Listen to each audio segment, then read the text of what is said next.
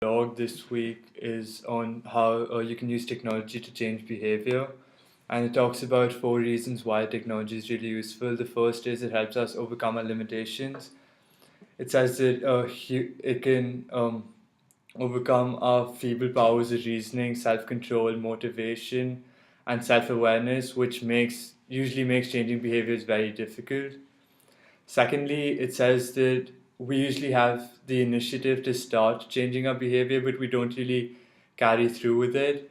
And technology can help us overcome this because it can firstly gamify the whole process, which kind of makes it enjoyable and less taxing on us. So we actually want to take part in it. And also, it can kind of combine with social media to kind of make it more public so that you're kind of forced to live up to what you said you will. And also, technology can provide quantitative feedback, which is a really strong emotional trigger. So when you receive the feedback, you're kind of persuaded into making changes. The third point is the action and intention gap, which says that we have limited cognitive capacity and we kind of tend to stick to our habits. And because of this, like reminders which technology can constantly give us helps make changes in behavior. And also because emotion have a really central role in decision making, technology can kind of help overpower the emotional aspect and help us think rationally. And lastly, the blog states that we tend to lie to ourselves to kind of distort reality to suit the situation.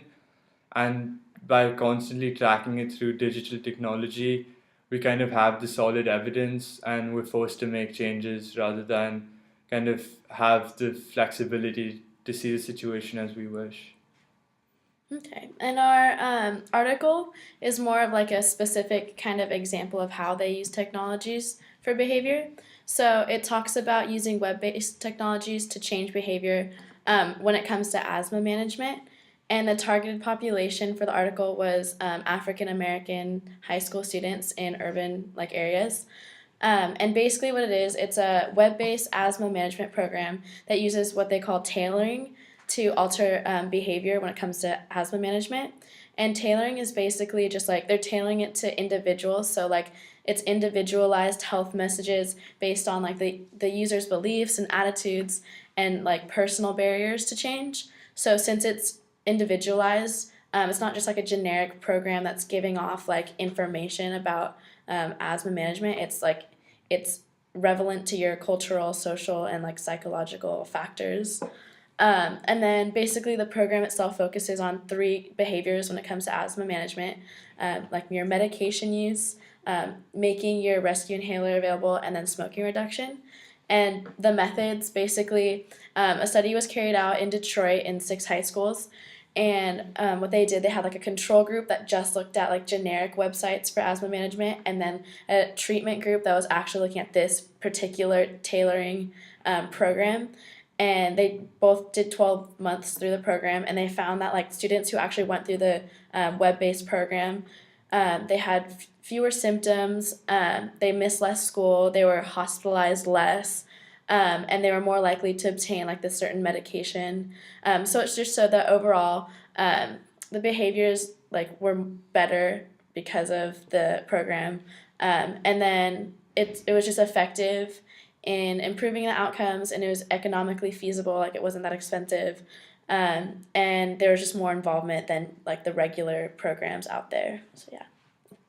The technology we looked at is called Craving to Quit, which is an app that helps stop smoking, and it basically has four parts to it. The first is an activity journal, which basically use the app for 21 days. So the journal helps you document the number of cigarettes you smoke.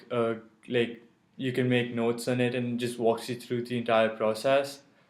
Then it tracks the number of cigarettes you smoke a day and it gives you a daily allowance, and you kind of have to make sure you uh, meet the allowance and don't exceed it. The third part is a want-to meter, which tracks the amount you're craving a cigarette, and kind of helps like gives you suggestions like alternative things to do to overcome the craving.